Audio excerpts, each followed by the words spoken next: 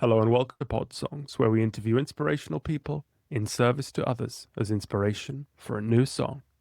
Today's guest is Canadian singer-songwriter Leroy Stagger, whose music blends alt-country folk and rock with raw, honest storytelling. From punk roots to a prolific solo career, he's released over 14 albums exploring themes of personal growth, sobriety, and social change. Also a producer and collaborator, Leroy's life and lyrics reflect a deep commitment to transformation, both artistic and personal. Today, he's drawing inspiration from Scottish writer and activist Alistair McIntosh, whose work on land, spirit, and community has deeply influenced his creative path. Hello, Leroy and Alastair. Welcome to the show. Great to be here, Jack. Lovely to meet you, Jack and Leeroy. Thanks for having me with you. So great to meet you, Alastair. Jack, I have to apologize. Well, to both of you, I have to apologize. We tried to do this. I think it was in Jack. When was that? It was pre-COVID, or maybe it was during COVID times. And I was going through a messy time in my life, and I just couldn't pull it together emotionally to do it. I think that was most people on the planet. Yeah, and I think and I was reading I just started Poacher's Pilgrimage a couple months ago or a month ago, and I thought, I better look through my emails and see if that's an option again. So thank you both for making it happen. I'm feeling slightly better, a little more mentally stable, but just slightly, enough to get it together on Zoom.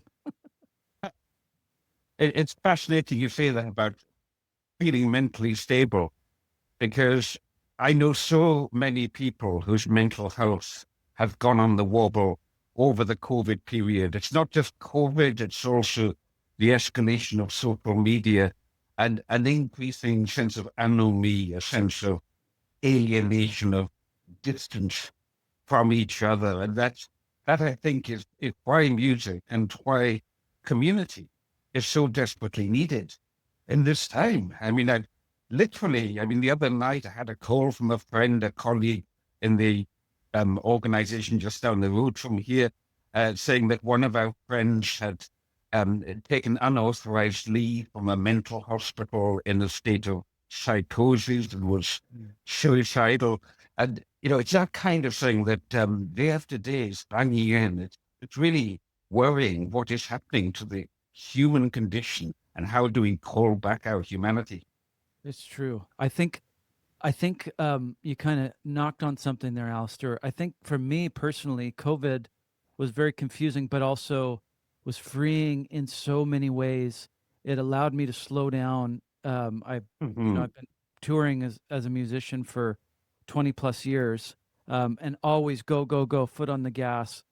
COVID allowed me to slow down, go inwards, and to know, hey, I got to really take care of myself here, because I could lose my, well, you know what? In some ways, it gave me a true sense of self. It allowed me to find out who I truly was by being quiet, for staying quiet and small for a minute. And then but I think what you're maybe saying or touching on there is we found ourselves in this world of modernity that is going so fast, and I don't think we're meant to be going. We're not meant to be going this fast. We're not meant to be hit with all this information nonstop. And I think that our brains and our bodies have just kind of said, I don't know. Not everybody can get through it. Some of us go inward and look at what's really important in our lives.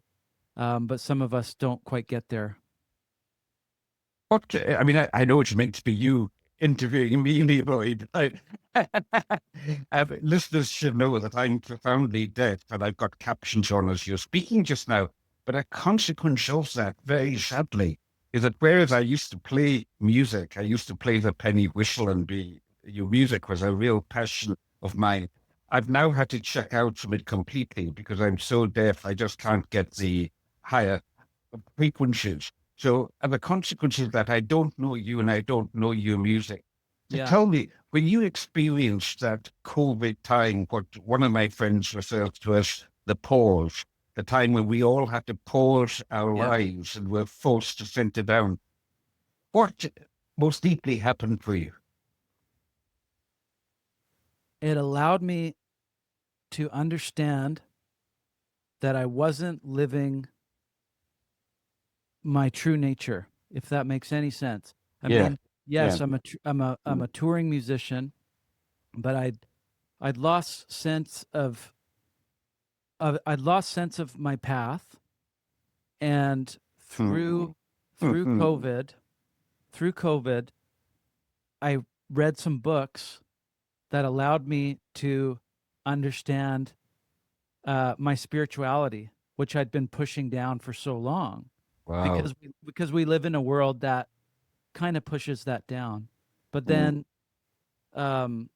I should first say I learned about your book, Soil and Soul, in 2018. I was in Glasgow for the Celtic Connections Festival, Oh, and yes. I was palling around with my friend Joel Plaskett, um, and we had met up with an artist named Pictish Trail. We were doing a show with him, and he's from the Isle of Egg. So Joel mentioned to him, he mentioned your book, and it stuck in my head. It sounded interesting, um, Mm. and then, you know, 2 years later, here we are in COVID, and I wrote Joel, and I said, "Hey, listen, what was the name of that book you were telling me about?" And he said, "Soil and Soul." So I got a copy, and so previous to Soil and Soul, I kind of, I just wanted to name a couple authors to you. So previous to reading your books, I was into Ed Abbey, Yeah. some Monkey wrench. Monkey Wrench. Yeah, Yeah. all those books are so great. Desert Solitaire, and then I read a book by an author named David Corton called The Great Turning. I don't know if you're Yeah. familiar. Yeah, Yeah. Yeah. Mm. and that kind of started to put a little seed in there, and Started to then turn you. yeah, and then Patti Smith, her books. And I know you often quote Patty, which is amazing to me. But what I got from Patty's books was the importance of kindness and also Mm. poetry. It had led me to, for the first time in my life, to read the great poets, Yeats, all these Rimbaud and all these great poets that Patty quotes, and she's so kind. But then I read two really profound books that influenced me spiritually. One was the Bruce Cockburn biography. I don't know if you're familiar with Bruce Cockburn. No. Yeah, he's a great Canadian singer-songwriter, but an activist, but just a really brilliant musician, brilliant poet. And the other was Faith, Hope, and Carnage. And those two books in particular, um,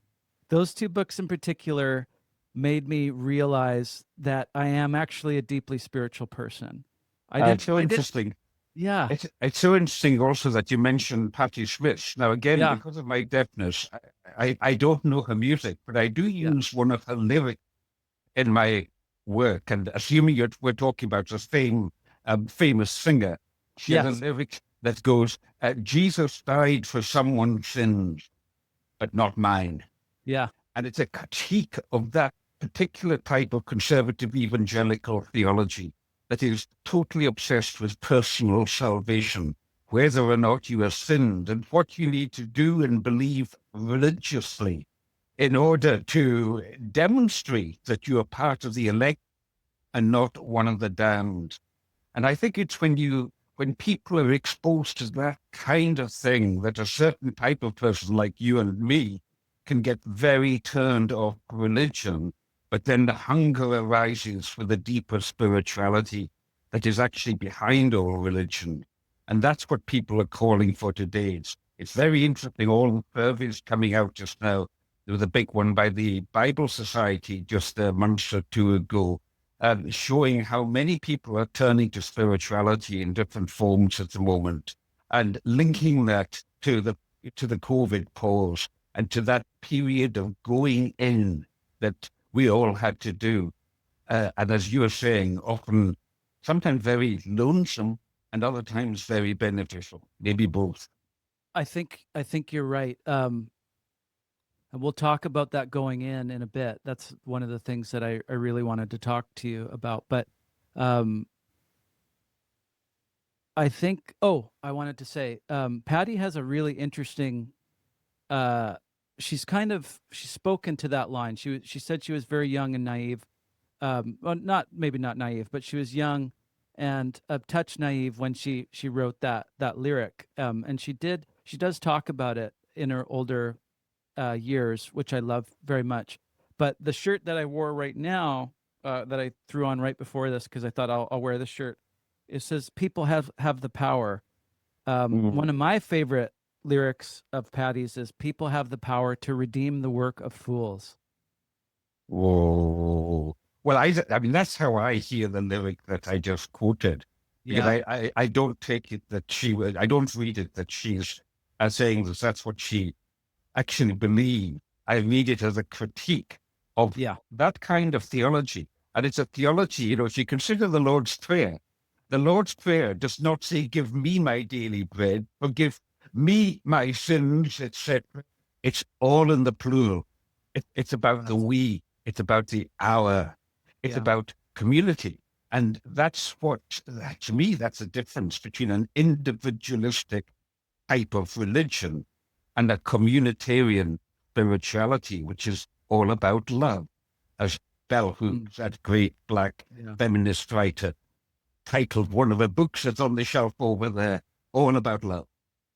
Well, I wanted to say too, quoting all those books I just mentioned, it felt like, do you ever get I mean, I'm sure you do, but you know, it took 2 years for Joel to say that name of your book, for me to pick it up and read it. And I feel like these things don't come to us till we're ready.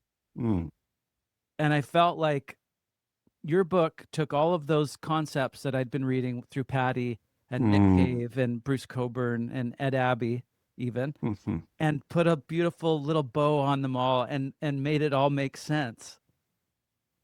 Well, you know, there's that famous saying, when the student is ready, the teacher arrives. And that's been very much my experience. I mean, I've got in front of me an academic paper from, here we are, the Journal of Pacific History. Oh, yeah. And it's about Sir Bernard Narakobi, who was a Papua New Guinean. I was 4 years in Papua New Guinea. And he drafted, along with Father John Momis, he drafted the Papua New Guinean Constitution with a huge focus on what they call integral human development. It's something that comes out of Catholic social teaching, but it's globally relevant. And I've been in communication today with the late Bernard's son, Virgil Narakobi, about his father and just sharing some memories and so on. But, you know, here's an example of a man who I met in 1986. He kind of put his touch of blessing on me in a short encounter that we had in Port Moresby in Papua New Guinea. I only knew him very little. And it's literally this past week that I've been reading this special issue of the Journal of Pacific History on Bernard Narakobi, that I had come to realize how important this Melanesian man's history. You know, Melanesian folk, they look very much like Africans, black as the ace of spades, very much a black culture. I've come to realize how important it was that as a young man, when I was initially 22, when I went to Papua New Guinea, I was actually being exposed to these ideas about integral human development. Here's a passage quoting him. I am trying to make a dance that I know best. And when I make this dance, I'm not saying that your dance is no good. I'm not saying that the Engan people's dance is no good. I'm merely expressing myself in our pet dance. And it is your job to express yourself in your dance. And together we create something. And he sees that as how we draw a colored picture of what it means in the case of Papua New Guinea to be a nation, but also in a whole world, how we express an integral human development about the whole, being whole people in a whole world. Oh, sure. You know, I that kind of reminded me of when I read Soil and Soul. The beginning of it, you talk a lot about bards and or Yeah, bards. I don't know how the you Bardic pronounce it. tradition, the poetic, Yeah, deep poetic tradition. this oral tradition, and Yeah. this light went off in my. I was like, this Mm. is what I've been. This is what I do. This is what I've been Mm. doing for the past That's what 20 years. your work's about, yeah. Yeah, I'm a rover. I'm going from town to town, spreading the news from this town to that to, oh, I heard about this from the last place, and telling these stories. And as soon as I understood my purpose and my job, it changed the way I performed. It changed the way I wrote. It changed the way I interacted, because what it is that I didn't understand, because you go through life, especially here in North America. We live in such a capitalistic society where we're just going through life. We're not thinking about it. And I think that's what COVID kind of did for me. It slowed me down to go, what am I doing? What's my path here? And your book made me understand that it's that connection from where I stand on the stage. It doesn't have to be on a stage, but it's that connection from me to that person right there. And how do I get it so that they can feel something? How can I spin this web of magic? Exactly. That's my gift. That's the gift I was given, but I didn't understand it. And your book gave me that understanding. And it's such an amazing thing. And I definitely don't take that lightly. Well, it makes it so worthwhile when I hear that. I get quite a few letters or these days emails from people saying it's helped me to understand myself. Mhm. And in the case of the Bardic tradition, in the case of any artist, and I use the word bard very specifically to mean an artist who has got a social remit, a social calling, I think was the word you used earlier, a Yeah. call from beyond just their own ego. Not music as the ego has landed and expressing that ego, but music that is answering to how the deep spirit of life as love made visible, is Yeah. calling to you to bear witness in the world. Yeah. And I think that if we can understand our work to be about that, it allows us to attune what we are doing so much better to those in the world around us, for whom all the lonely people, where do they all come from? Sure. I think your book and your philosophies, there's one thing that I say to myself when I sit down. So I've been sitting and playing lately, but when I sit down, I think to myself, let's see if we can conjure up a bit of magic. Yeah, Because it's flying around. Everybody, there's thoughts, there's deeply spiritual people in the audience, and we hold it in. And if we can find a way to stir it up inside our soul to get it out, that's just such a, I think that's the point of all of this, is that we have to find a way to see the magic inside of us, to see to get down into the spirit, down into the basement of our soul, to find out what fuels us. And I think that that's the job of the poet and the poet, the bird, the musician and the writer, So where did it start for you? Like where did you get this idea that you wanted to move these ideas throughout the world and to connect with folks on this level? Well, when I was a teenager, I kind of thought I wanted to write a book, and I made various attempts which failed. In fact, my mother, I have to credit my mother, because my mother, who was English, my father's Scottish, my mother's English, was on her mother's side Welsh ancestry. But my mother, when she was a little girl, she had an unhappy childhood. She was divorced. Her parents were divorced in a time when that was, of course, a social stigma. And she used to go and lie underneath a hedge and watch the fairies going about their shopping in the marketplace. Yeah. And my mother had what we call a second sight. She would have intuitions, dreams, or visions of things which would come true or would reflect something that had happened elsewhere And she used to tell me stories. She made up this character called Witch Wimble. And she encouraged me when I was about 10 or thereabouts to write my own Witch Wimble stories about the frog and the toad and adventures going up on the broomstick. I've still got them upstairs. They're very embarrassing to read. But would you believe, I mean, I actually made money. She would pay me 5 shillings per story I wrote. So really, my mother encouraged me. Yeah. But then, you know, I got this urge to write a book and made 1 or 2 failed attempts. And then it was really, well, I'll tell you what happens, Leroy. I get quite a lot of people come to me and say, I want to write a book like you do. Or maybe I've been on a course on creative writing. How do I do it? And I say, well, you know, what's your life experience? What are you going to write about? And what I very often find is that people, you might be able to write beautifully because they're trained in creative writing, but they haven't actually yet got anything worth saying. They don't have a story. They haven't opened themselves to life, and particularly life and service to others, in a way that where something deeper fills them. And so they're very good at writing quickie ditties, but I wouldn't call them bards. I wouldn't say that they are rooted in their communities and able to minister to that. And then over time, I mean, I hit upon the material we have in Scotland about the Bardic tradition. You've got that whole chapter, I think it's the one called The Admiral's Birthday Surprise, in which I describe a hunting expedition where I'm leading the horseback down from the mountain.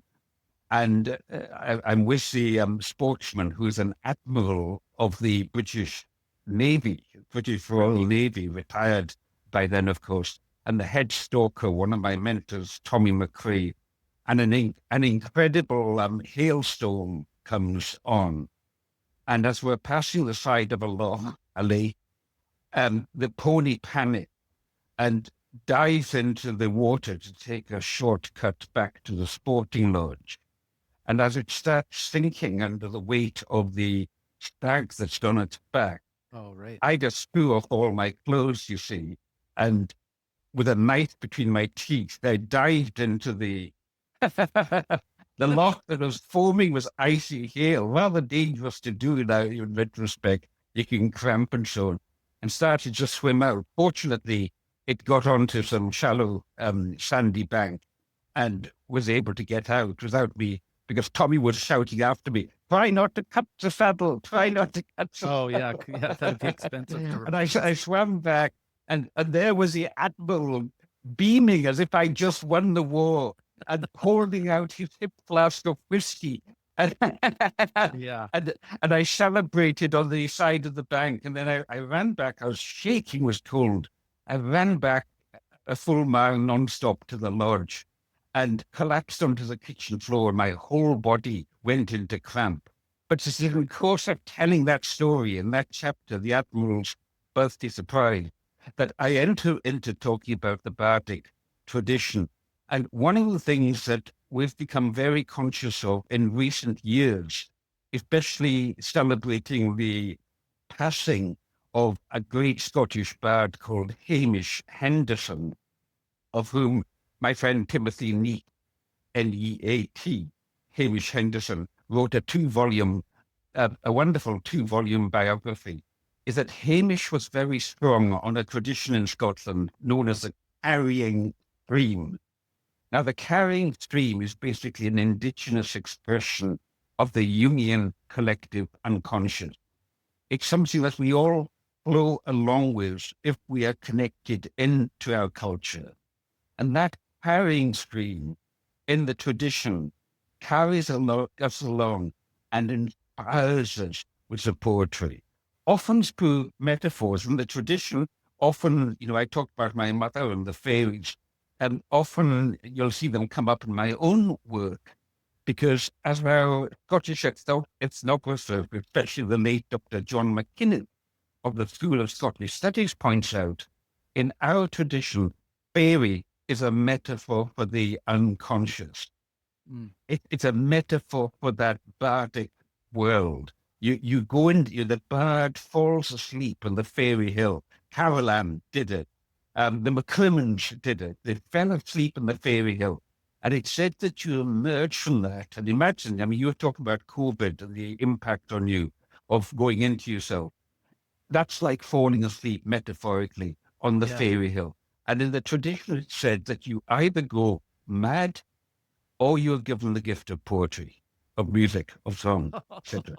And That's incredible. you know what, Leroy? I've come to the conclusion that they can be much the same thing. Sure. My Sure. friend, my good Yeah. friend who I spoke about earlier, who's in the mental hospital just now with a psychosis, is a most wonderful, sensitive spiritual artist. Yeah. And in a sense, I see her as being one of those artists who, as they say, goes mad Yeah. on behalf of the rest of us who don't have time to do so. Yeah. She speaks to the fairies. Is she very much? Very much. Yeah. Mm. That's profound, and that's a beautiful concept. Do you have that second sight like your mom?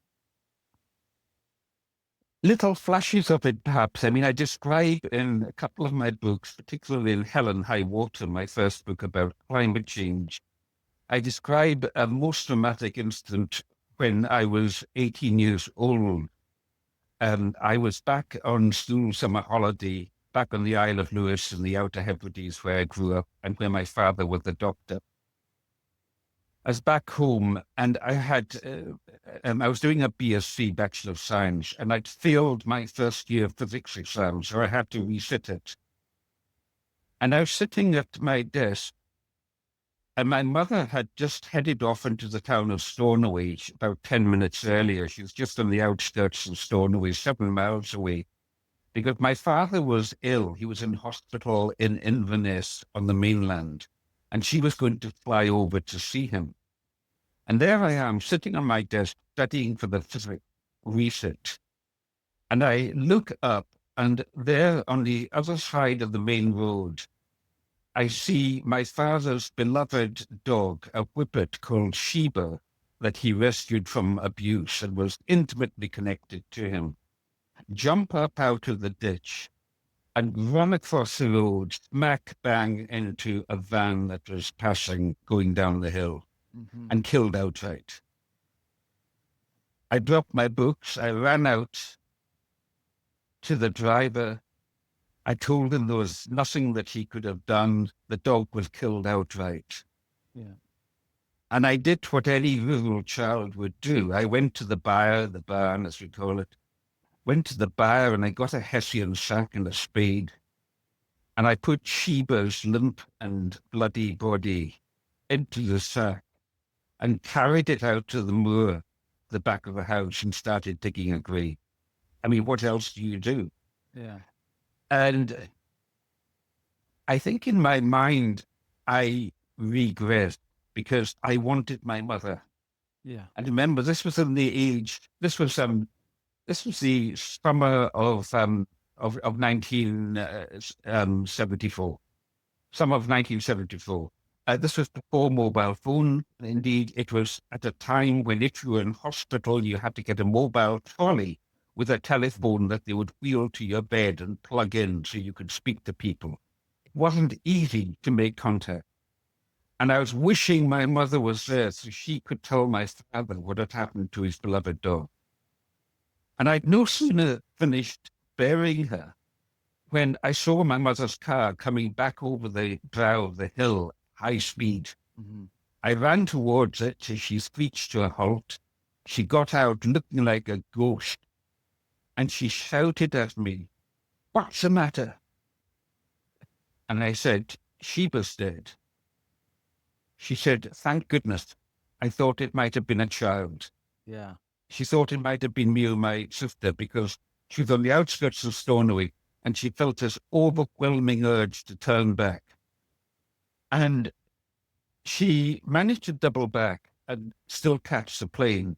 She got to my father's bedside that afternoon and said, "Ian, I've got bad news for you." He said, "I know, it's Sheba, isn't it?" She said, "How did you know?" He said, "Because all last night I kept being woken up by sheep are jumping up on my bed and pawing me. Wow. Now, there you've got an example between me, my mother, and my father of Yeah. ostensible, of apparent extrasensory communication.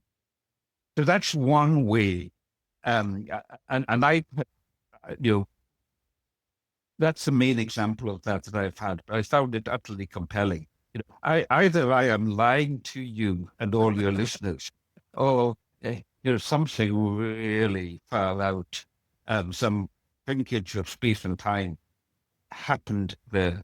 And I think the other way in which, in my writing, and particularly a paper you'll find on my website, published by the Society for Scottish Literature, Scottish Literature International, a paper that I sent to you about the writing of Poacher's Pilgrimage, which is, in a way, the book of my dozen books, Poacher's Pilgrimage, a journey into land and soul, follows on the best from Soil and Soul. Those two books are my major pieces of work.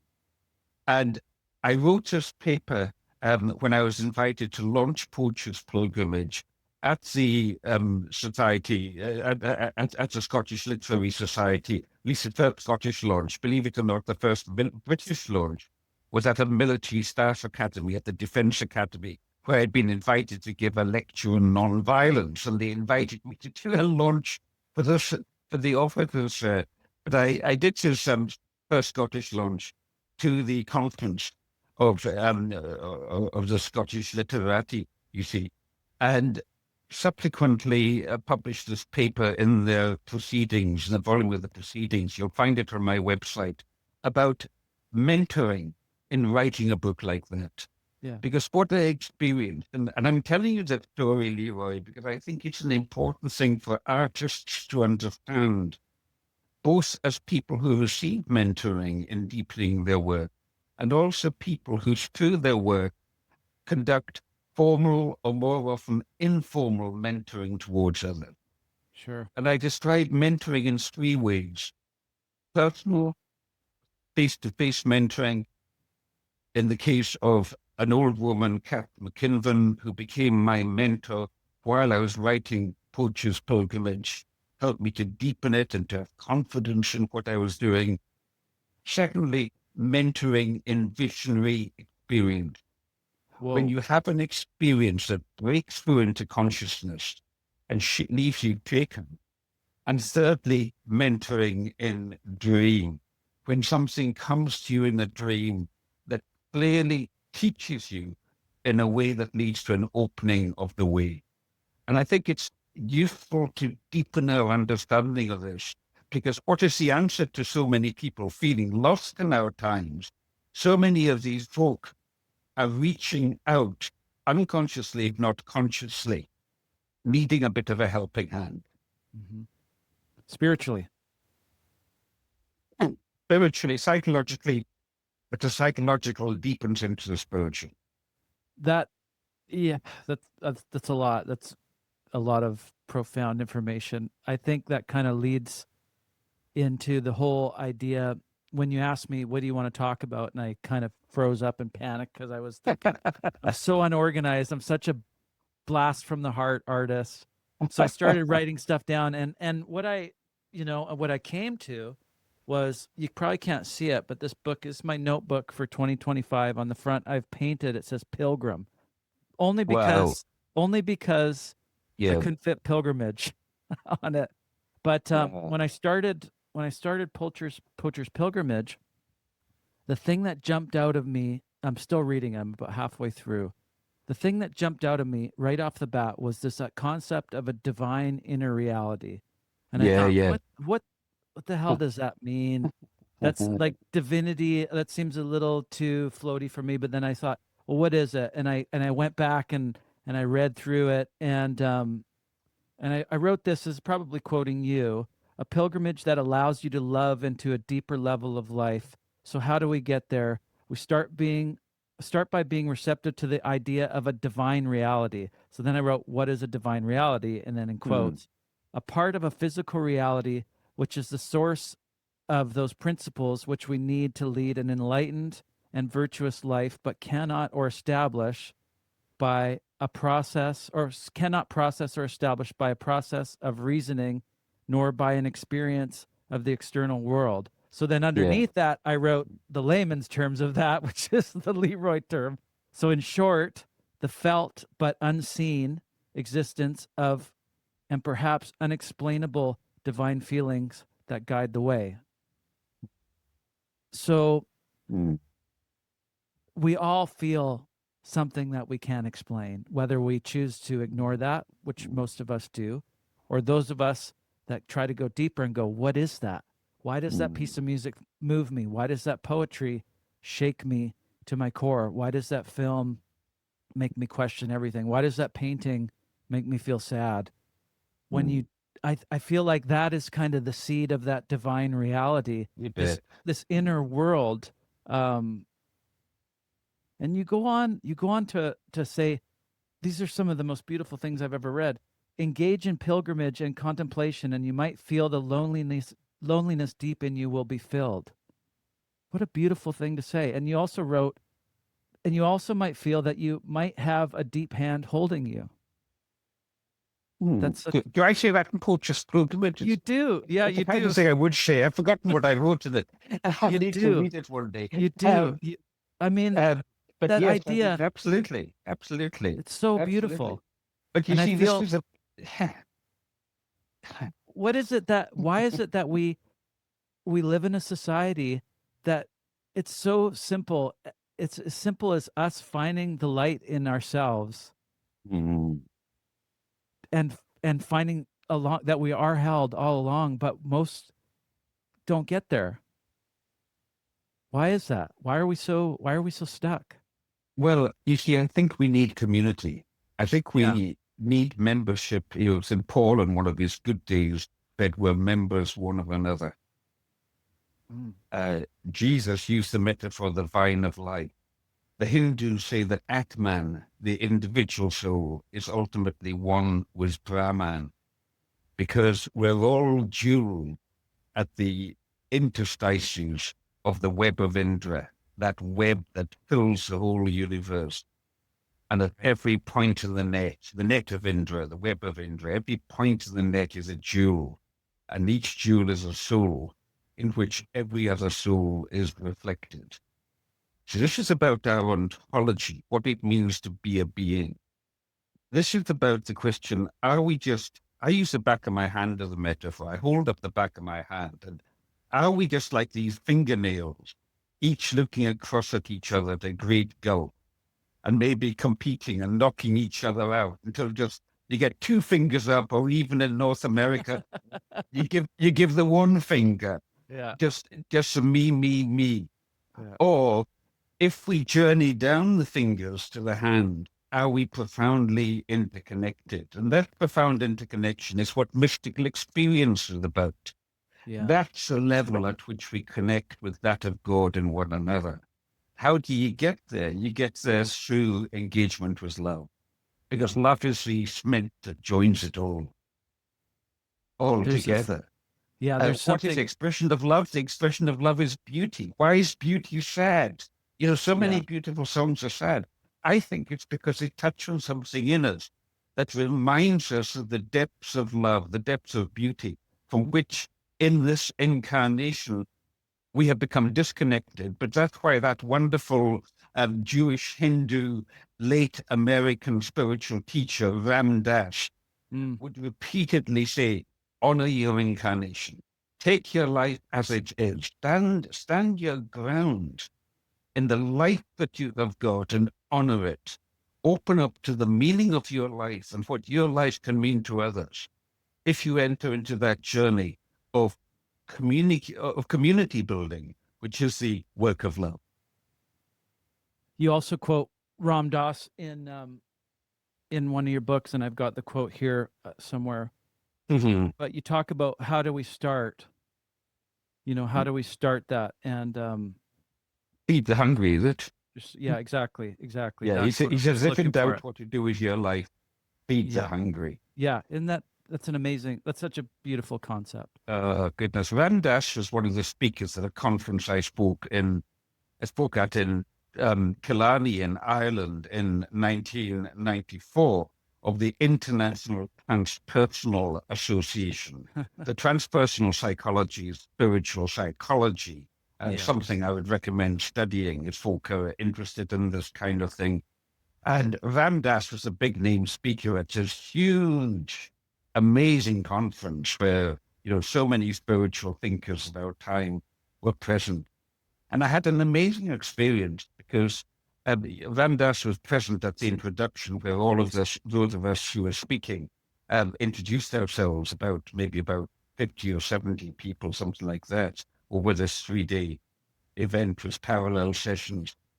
And of course, having listened to his tapes, I would love to have met him. But Yeah. a lot of people were in that situation, and he kept to himself. He kept out of sight for most of the time, understandably. But then on one occasion, Leroy, I was walking along the big corridor in the Grand Hotel or Station Hotel, whatever it's called, in the middle of Killarney there. And there's Ram Dass on his own, walking straight towards me. And I'm kind of thinking, this is my opportunity to shake hands with the great Ram Dass. And as I got closer, I just thought, the poor man, he can't get a moment to himself without everybody, like with Jesus, wanting to touch his cloak. Sure. So I just instinctively kind of bowed my head and put my hands together in a prayer position and walked past without even making eye contact with him, just reverence. And it was, what do they call it? Is it darshan they call it, where you kind of, effectively touch the feet of the master or whatever that Right. thing. It just felt, I just felt his blessing come on me as I walked past. And it was so beautiful because it was totally non-intrusive. I didn't invade his privacy. And yet I got left with a feeling that somehow I was left with Ram Dass. The touch of blessing is the only way I can describe it, that carried me on. What else have you got there? Well, I'm just curious. There's one quote that I'm curious about. It says, "The dark night of the soul is that you have not built that inner world." And I just kind of want to go back to that inner world, that divine inner reality a little bit more, because that's such a personal thing. I know you talk a lot about community, and I think that is the keystone of all of it. But it's almost like that concept. I have a radio show here in Canada, and I sign off every radio show with "Take care of yourself," and if you can take care of yourself, please try to take care of others. It's almost like that inner reality, that inner world. I don't know. I want to know more about that and what that means to you. Is that I'm doing some therapy. I'm doing some real therapy right now where my therapist makes me go back to points of my childhood, and I feel it in my chest. The movie in my head goes right to my heart, and I can see this. I can see myself at 8 years old, and we do this beautiful work, and it that to me is kind of me starting to delve into my divine reality, that inner reality that I ignored for so long. I'm curious to know a little bit more about it from your angle, what you think of it, what you think it is, that inner reality. Well, I come to the conclusion we can't make it happen. It's not an act of will. It's not like, I remember when I first started exploring spirituality in my late teens, I would try, holding my breath for ages and all kinds of prolonged meditations and all kinds of carry on like that. You can't make it happen because it's a gift of grace. It's something that comes upon you. It's that butterfly that settles on you. Yeah. What you can do is you can consecrate your life. You can give your life to feed the hungry. The dark night of the soul term originating with St. John of the Cross, as I understand it, is when the things of this world no longer satisfy, but the spiritual world has not yet opened up to you. So you're caught in a kind of limbo. Yeah. You see? Yeah. You're caught in a kind of limbo. I mean, from what I understand in your writings, and edit this bit out if it's not appropriate, but from what I understand, you've wrestled with alcohol. Oh yeah. Yeah, Yeah? absolutely. Yeah. 17 And years you're sober quite now. public about that. So you will know that sense of being in limbo, where as a famous English theologian put it, I can't get no satisfaction because I try and I try and I try. You'll know that. Now, what's the answer to that? The answer to that is, I mean, we've got to ask for God to come to us. Yeah. In 1980, when I was traveling back from Papua New Guinea through overland, going through India, in Darjeeling, an old man came to the door selling trinkets. An old man from neighboring Sikkim with brilliant, penetrating blue eye. And he was selling all his wares and little prayer symbols and prayer wheels and so on. So he takes the prayer wheel and he spins it around and says, Om Mani Padme Hum, Om Mani Padme Hum, famous Hindu mantra. Now, I know what that mantra means. It means Om, the universal totality, God, the wholeness. It's when the Mani, the diamond of the mind, rests into the Padme, the heart, Hum, undivided. God is when the mind rests into the heart, or the ego rests into the soul, undivided. But I said to this man, what does that mean? And his answer was so beautiful. I'll share it with you and your people just now. He said, it means God come to my heart. God come to my heart. And I recommend to people using that as a prayer. You have the psalm, be still and know that I am God. God is found within us if we are still, but we can't make it happen. You can't go chasing after God. God will chase after you, but you can't go chasing after it, try and turn God on or turn God off like a tap. You've got to be still and know that I am God. I have a funny story about that mantra I think about a year ago. I don't know what was going on, but that mantra just popped into my head. I didn't read it. I didn't know it. I just started reciting that. I mean, somewhere along the line, I'd heard it, and I was meditating, and that mantra came and into my mind, and I've never forgotten it. I remember every word. It's simple, but and hearing that now is just, that was some sort of spiritual awakening, a gift of grace. Mm. It was a gift of grace. It wasn't. You're awfully Buddhist for a Quaker.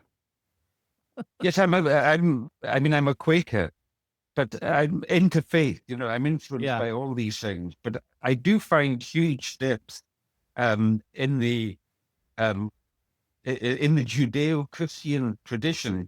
Just today, if your listeners search on the Journal of Theology in Scotland, I have a paper about Israel-Palestine and about what Hebrew theology says about a light unto the nation, and unpacking that in terms of the awful things happening in Gaza just now, but also understanding where these great Hebrew prophets were coming from. And then the Gospels. I mean, I don't recommend to people starting by reading St. Paul. I recommend they read the Gospels and the teachings of Jesus. And I just find it so trippy. It's so powerful. These are things, I use the expression kaleidoscopic theology. You read it once and you think you've got it. And then you give a little shake, like on a kaleidoscope, and a whole different pattern Yeah. emerging. And goodness, I mean, it's dangerous reading because it can be hard to put down. So I draw upon all these traditions, Buddhist, Hindu, Taoist, Sufi, in the Islamic tradition, etc. I think they're all different ways up the mountain. But I'll tell you what I think is so important for me anyway about the Christian tradition, which is that you have this archetypal image of God becoming human, a bit like Krishna does in the Bhagavad Gita of Hinduism. But the humanity of God in the Christian tradition is of somebody who is utterly abused unto the point of a tortured death. Somebody who literally chooses to die for love instead of taking up the sword and killing. Part of the power of that came home to me a few years ago when I was traveling in the Highlands of Scotland. That a lot of my work has been with land reform. Yeah. And I was one of the pioneers of land reform on the island of Eigg, where we got it back out of private ownership into community ownership. A community of now over 100 people. That's spelled EIGG, Eigg, if anybody's looking for it. And it was 2017. I was invited up to speak at the 20th anniversary. The 20th anniversary of the community buyout of Eigg. Yeah. And I had to get the boat over from Malik. So I went to the bus stop in Inverness, and there was a huge queue of people. And I thought, what's going on here? Peak tour season. And somebody said, have you got a booking? I said, no. They said, well, there's a new system on CityLink buses. You have to have a booking. Oh, yeah. And I was looking at the queue and I thought it's going to be, I'm probably not going to get on. I'm probably going to miss my ferry. And I saw this very straight-laced woman. I took her to be an old Presbyterian woman, complete with a bun in her hair and a long pleated skirt. And she saw me looking anxious and came over and said, excuse me, is it important that you get up to Mali? And I said, well, I've got a ferry to catch to Eigg.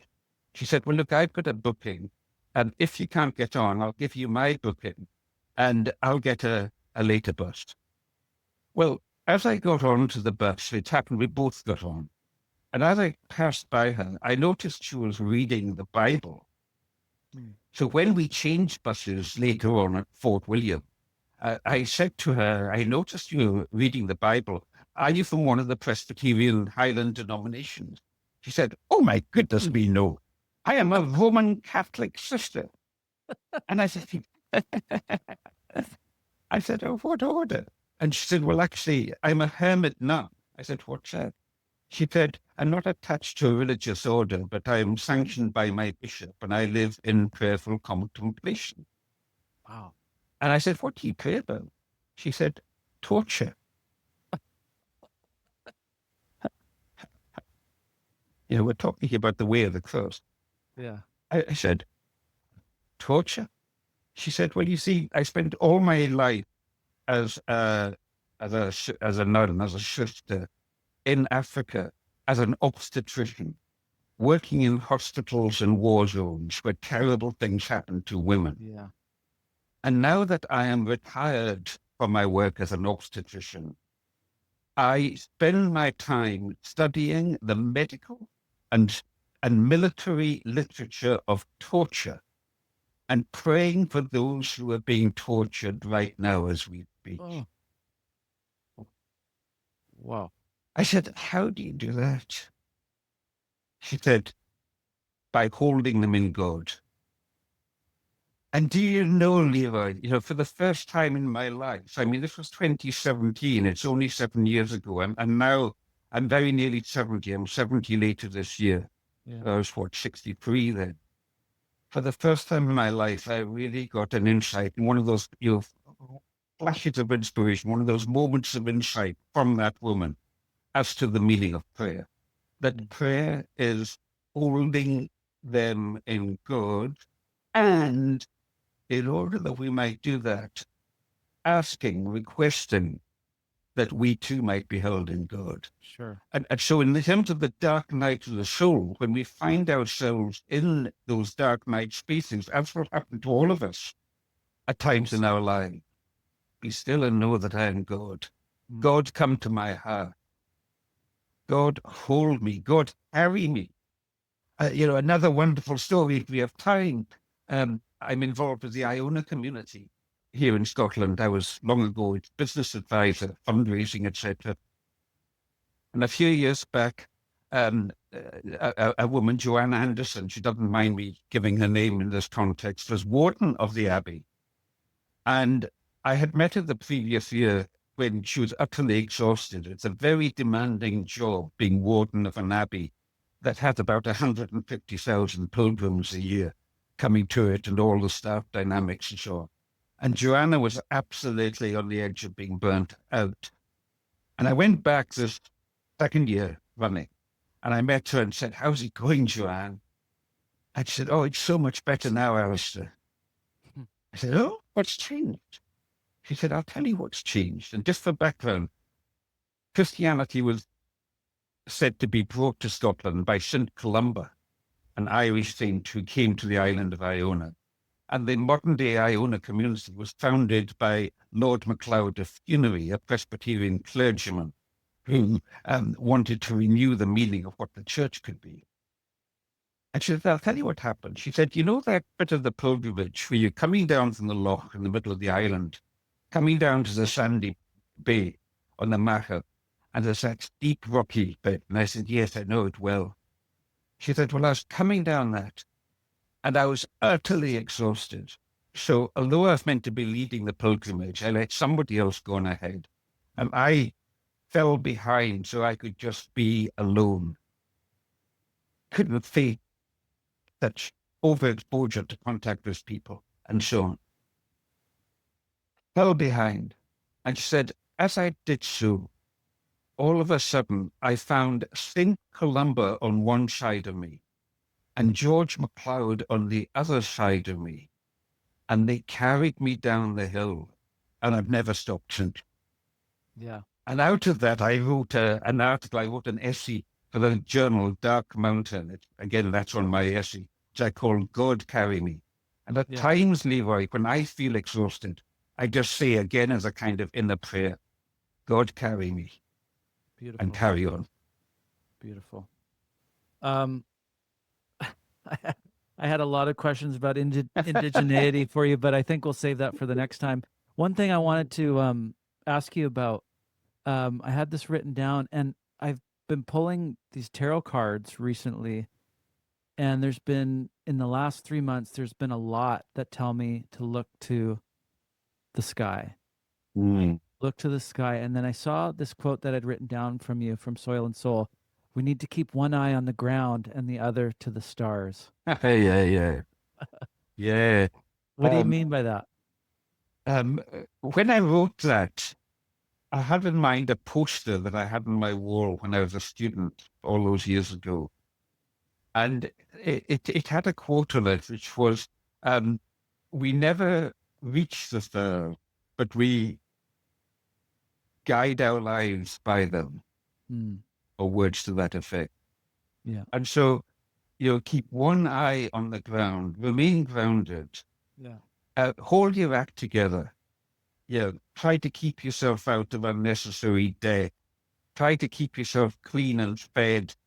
Try to look after those around you. Keep your shoe together. I'm sounding a bit like that Jordan Peterson guy in saying that. No, you're sounding more like Patti Smith. Yeah. Well, I actually agree with him on that particular point. A lot of things I don't agree with him on. But, keep yourself together. Keep yourself organized. That's your first responsibility. But have the other eye on the stars. Have the other eye and ear on what your calling, what your vocation might be. Yeah. And again, if in doubt what to do, feed the hungry. Yeah. I'll leave it at that. Oh, it's been so good talking to you. Blessed be. And thank you to Jack in the background there for having us as guests on his podcast. Bless you, Alastair. Thank you. Go well, everybody. You too. Bye-bye. Thanks, guys. That was beautiful. Yeah. Thanks, Alistair. That was profound and definitely filled my cup. So thanks very much. Well, it was amazing how much you managed to draw out in that short time. That's my job. I think you've got it all. I don't think there's anything I left unsaid. Oh, okay. Well, let's stay in touch, and I'll look you up when I'm back your way. I'll be Oh, there at please some do. point again. Yeah. Please do. Jack, do you accept suggestions for people on your show? Yes, yes. Because there's a friend of mine, a musician, Luke Concannon of the duo Nislopi, a number of years ago, an English duo, a number of years ago, he hit number one on the top of the pops. He was a chart-topping single with a song called the JCB Song.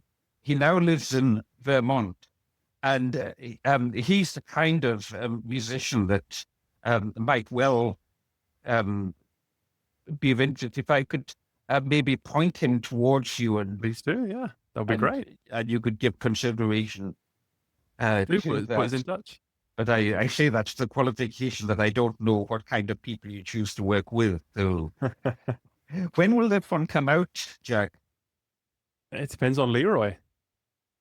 So I have to write a song, or the idea is to write a song based on this conversation. Ah, okay. Although I wonder if that song I sent you, Highlands Leaving, might kind of work for that. Whether or not I can release it early to this, I don't know. I'll have to find out. But that, or maybe another version. See what moves. Let it settle and see what moves in you. Exactly. Yeah. You're not short of inspiration. I mean, 14 albums. That's no.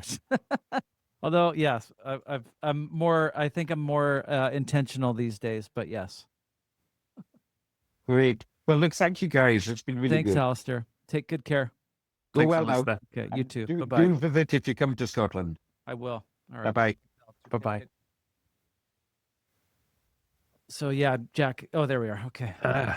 Thank you, well man. done. I didn't know how long I was supposed to go on for. Oh, an hour's perfect. Yeah. Yeah, Digest- great. Yeah. Great. Yeah, awesome. Wow. Yeah. That was- I didn't realize you do a radio show.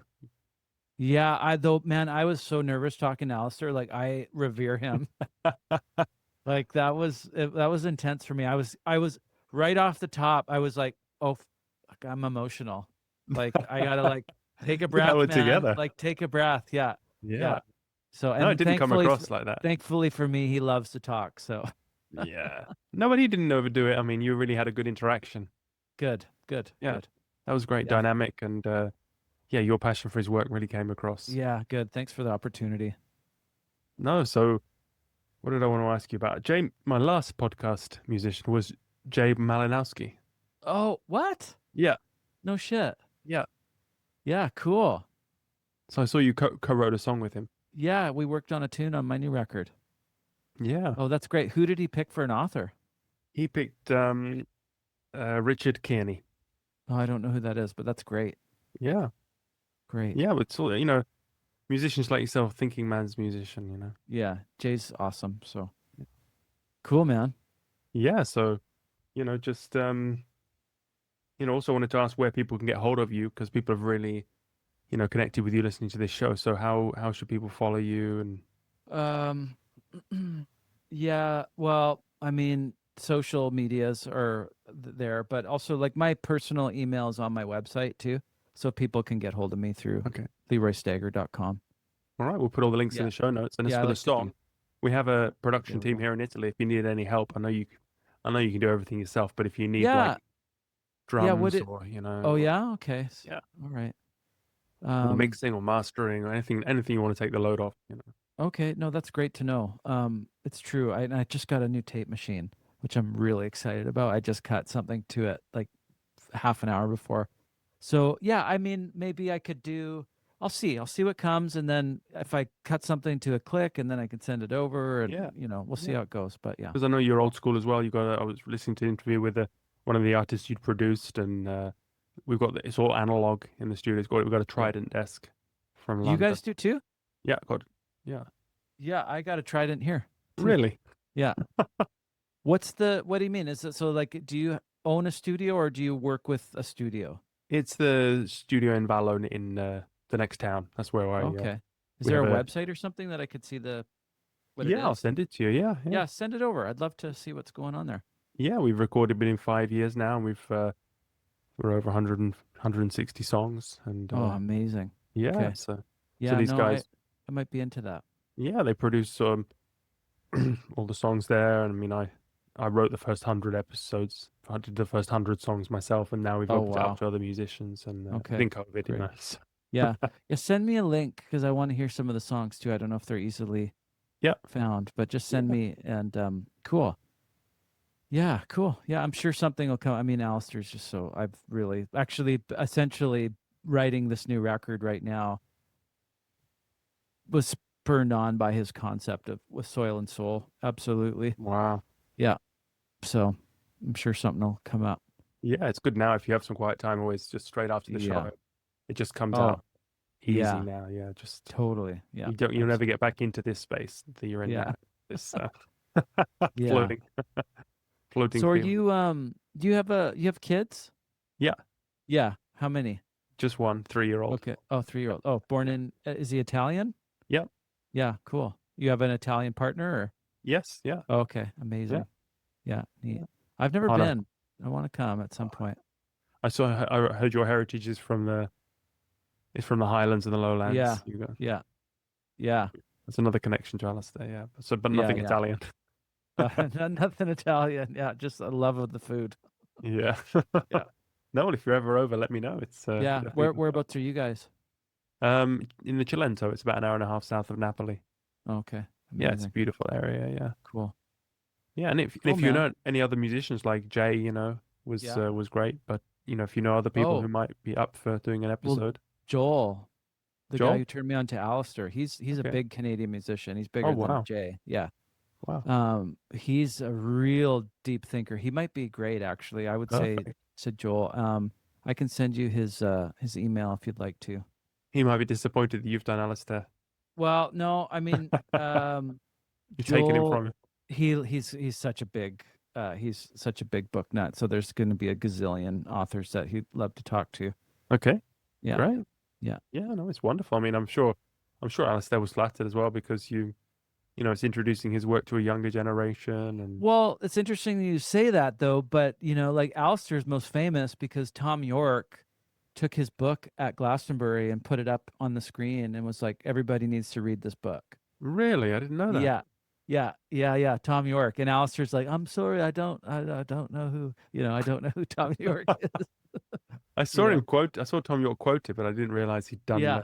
an endorsement. yeah. That that's a Yeah, big that's endorsement. wild, eh? Yeah. Yeah. Wow.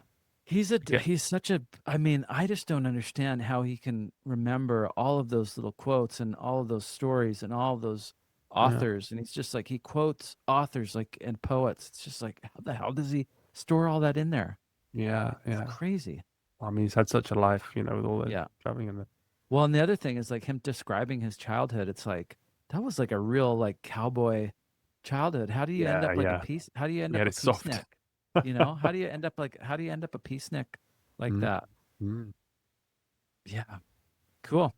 All right. Anything else that you need from me? No, great. Just the Okay. song. Yeah, beautiful. Thanks so much, Jack. I'll get to it. All right, mate. Thanks again. And Take yeah, good do care. another episode next year if Okay. you think of someone else you want to talk to. Oh, yeah? Okay. Yeah, for Amazing. sure. Great. Thanks so much, Jack. Take good care. All right, you too. Bye-bye. Bye-bye.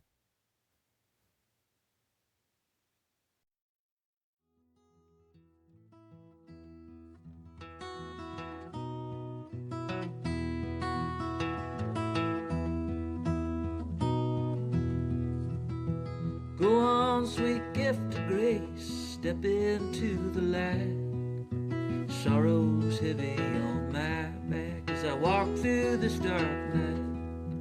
I guess I've seen the other side, I get it from my mother. She'd go dancing with the fairy kind, she would love me like no other. These times they get the best of me and feelings take their toll.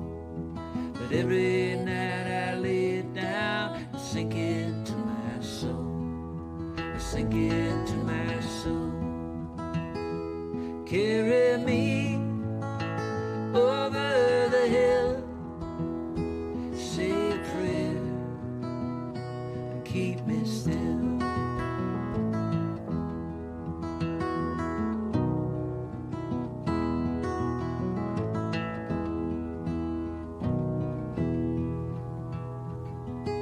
This loneliness, a pale friend, I know someday will shine.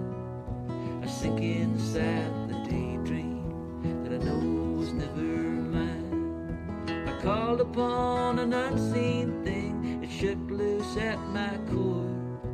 Something deep inside of me I never felt before. I wandered in the wilderness and it almost broke my heart. I asked for all your mercy, if again I fall apart. Again I fall apart. Carry me over the hill, say a prayer and hold me still. If I fall, you know I will. Carry me over the hill.